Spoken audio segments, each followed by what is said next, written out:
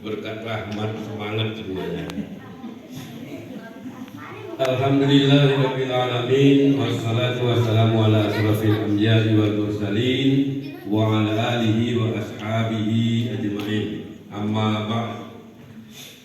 Tentu pertama kita bersyukur kepada Allah atas rahmat dan nikmatnya kita semua bisa hadir di sini dalam keadaan sehat walafiat di tempat yang begitu indah. Itu kenikmatan kan?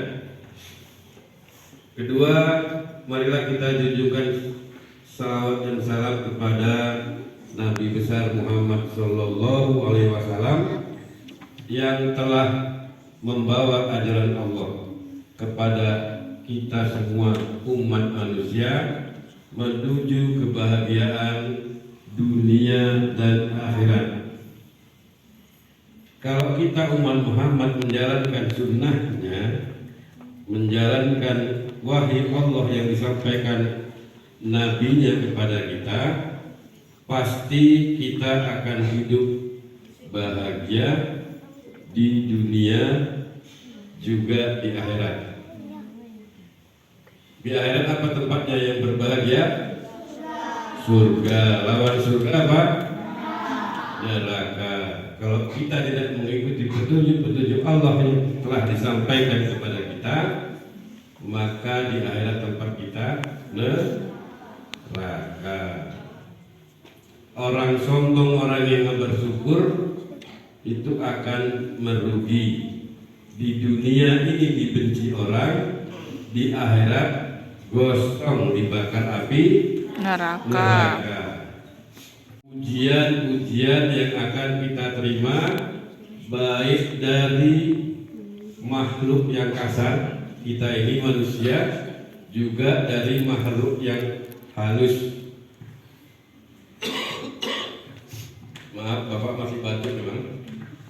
Nah, ini Bapak mau bercerita yang nanti kesimpulannya akan kita simpulkan bersama-sama. Pada zaman dahulu, tapi sebelum cerita Bapak akan memberikan beberapa istilah. Satu, abid. Ada yang ngerti abid itu apa artinya? Ada?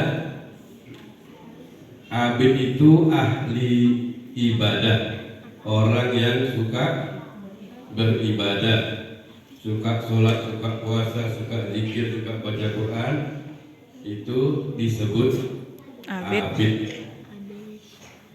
ABID. Ada istilah soleh. Soleh sering dengar kan? Amal soleh. Soleh itu artinya apa?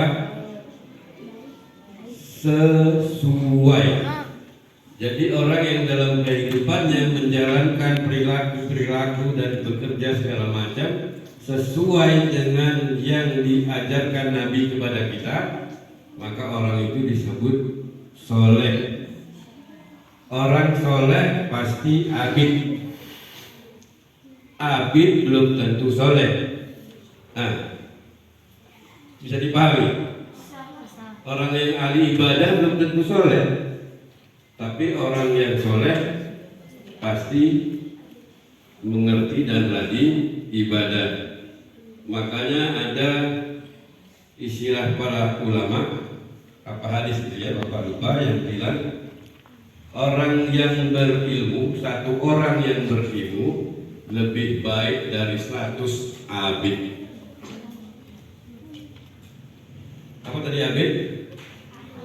Ahli ibadah. Satu orang yang berilmu lebih baik dari 100 orang yang ahli ibadah. Nah, kalau yang berilmu ini tentu lebih soleh. Dalam Quran juga Allah menyatakan bahwa Allah mengangkat derajat orang-orang yang menuntut ilmu. Menuntut ilmu itu hukumnya apa? Wajib. Thalabul ilmi, apa hadisnya? Wajibatun ala kulli muslimin wa muslimah. menuntut ilmu itu hukumnya wajib bagi setiap muslim. Muslim itu yang laki-laki, kalau yang perempuan muslimah. Diuji dengan kemiskinan. Jadi judul cerita ini Abid PS Jin Penunggu Pohon. Seru gak? Angker gak pohon besar yang ada penunggunya? Nah, penunggunya jin. Jadi karena susah, istrinya ngomel aja setiap hari. Gak ada gunanya abang, sholat tiap hari. Tapi hidup kita begini, saya juga ingin seperti istri-istri orang lain, punya cincin emas, punya gelang, punya kereta apa? Nmax, gitu ya kan gitu. Dia sepeda pun tak punya, kemana-mana jalan kaki. Nah, karena udah bisingnya, jadi suaminya berniat mau merantau dari kerja, jalan kaki, nggak punya sepeda, tas pun nggak punya, bawa pakaian dibungkus sarung, tahu dia bungkus sarung jalan ini. Masih muda, masih ganteng. Di tengah jalan nampak di suatu desa orang-orang pada menyembah pohon. Dalam hatinya, wah nggak bener ini, ada pohon kemusyrikan kan gitu. Saya harus tebang pohon ini supaya orang kampung tidak musyrik. Jadi di kampung itu ramai orang, dipimpin oleh imam menyembah pohon. Siapa imamnya? Dukun. Menyembah pohon, imamnya dukun. Ya leluhur kami penunggu pohon ini, berilah kami keberkahan-Mu, jauhkanlah kami dari musibah. Nah gitu kira-kira kan. Berilah kami hasil panen yang melimpah. Jauhkanlah malapetaka dari desa kami. Itulah didengarnya. Dari jauh nampak tangannya pada gini-gini kan. Pernah nengok film yang menyembah pohon gitu-gitu kan. Nah kira-kira kayak gitulah. Jadi si Abid dari pulang, niat mau ngambil kampak, mau menebang pohon. Sampai rumah, istrinya merepet lagi. Kok baru pergi sebentar udah pulang? Enggak jadi pergi, mau ngapain? Gitu kan, kapan dirukannya? Dia pulang mengasah kampaknya. Berangkatlah ke pohon yang semua orang. Yang nyembah tadi udah pulang, tinggal pohon itu. Gitu dia sampai dengan niat mau menebang pohon, keluarlah jin dari pohon itu. Wah, manusia bodoh, mau ngapain kau kemari? Jadi si Abid bilang, saya akan menebang pohon karena pohon ini jadi sumber kemusyrikan masyarakat sini. Sabar Tuhan, jangan teruskan niatmu. Nanti aku akan memberimu suatu hadiah.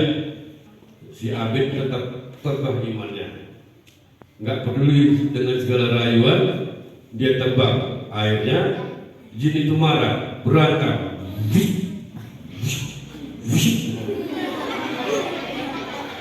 Hanya dengan 9 jurus, jinnya terkapar kalah. Kalah jinnya sama si Abid. Lalu jinnya mohon ampun, Tuhan, mohon jangan bunuh saya. Saya janji, Tuhan pulanglah, jangan lanjutkan perjalanan. Nanti setiap salat subuh di bawah sejadah ada kepeng, ada uang emas. Nah, jinnya menjanjikan seperti itu. Akhirnya si Abid goyah. Merantau apa enggak ya?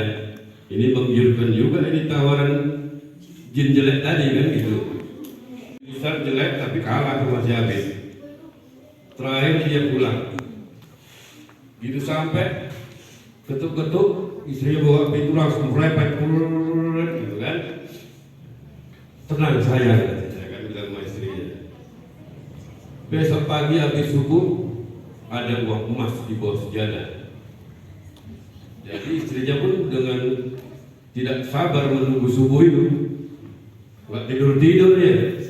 Kok lama kali lah subuh ini katanya kan. Ada yang gitu, ada yang janji mau ke mall nggak tidur. Kok lama kali pagi itu. Ada yang ngerasa kayak gitu? Oh nggak ada. Kira-kira kayak gitulah istrinya menunggu pagi itu lama kali katanya.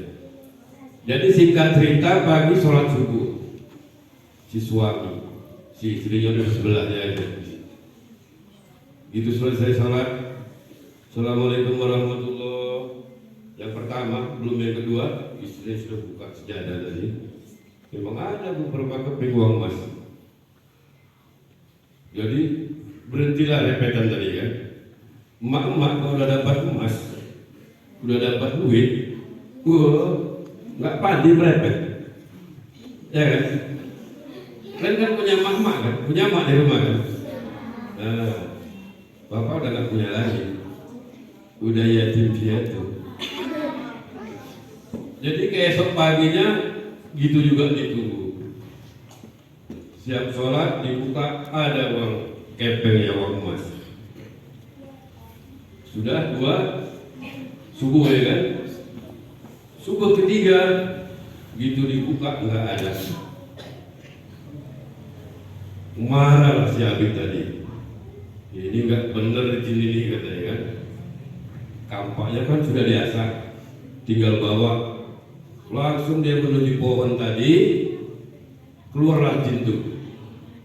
Mau ngapain kau? Manusia bodoh katanya kan. Udah sok ini sekarang. Berani dia, terakhir berantem lah. Cuman tinggal jurus, bisa, ya. Si Abid yang tumbang. Abid yang tumbang kalah. Lalu dengan merintih merasa sakit, dia bilang, kok saya kalah hari ini? Kemarin saya gampang kali mengalahkan kamu jin. Ya kamu memang manusia bodoh, kau sudah tertipu. Waktu pertama niatmu itu lillahi ta'ala, tapi sekarang kau sudah musyrik, percaya dengan imbalan-imbalan yang saya janjikan, katanya gitu. Dia sudah percaya mati, sudah mengikuti langkah-langkah jin, sudah mengikuti kemauan jin. Itu artinya sudah menduakan Allah, istilahnya musyrik. Maka perlindungan Allah pada saat pertarungan itu hilang, nggak ada lagi. Nah, begitulah kira-kira ceritanya. Apa kesimpulan yang bisa kita ambil?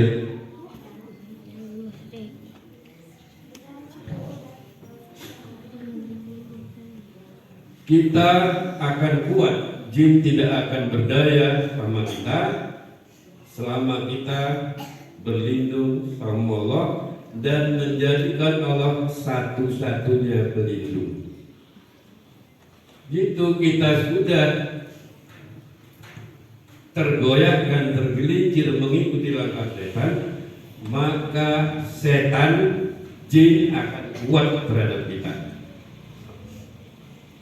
Kenapa Nabi tidak bisa disantet? Karena berlindung kepada Allah dan menjadikan Allah satu-satunya sebagai pelindungnya. Santet itu kan jin kan yang kerja kan? Jin nama Nabi, nampak dari jauh udah takut, cuma lampunya nyantet kan gitu. Nah, kalau kelakuan kita kayak jin ya jin berani aja. Itu satu pelajaran bagi kita. Yang kedua, kalau kita sudah berniat lillahi ta'ala, jalankanlah dengan teguh, jangan tergoda dengan apapun. Kalau sore kita mencari bukaan, itu kan banyak kali godaan di tengah jalan kan, panjang jalan, tapi kan belum waktunya. Ya tetap teguh, saya masih puasa. Buka puasa itu pada waktu sholat maghrib, setelah dan sebelum azan. Ya biar aja cucuran sop buah, cucuran es krim segala macam itu ya lihatin aja, nggak usah tergoda gitu kan. Nah gitu kira-kira. Bapak kira sudah cukup? Sudah cukup juga ya. Terima kasih atas perhatian anak-anak semua. Bapak perhatikan semuanya, memperhatikan. Alhamdulillah, mudah-mudahan kita semua barokah, kita semua mendapat hidayah dari Allah Subhanahu wa taala. Mohon maaf jika ada kata-kata yang salah. Billahi taufiq wal hidayah. Wassalamualaikum warahmatullahi wabarakatuh.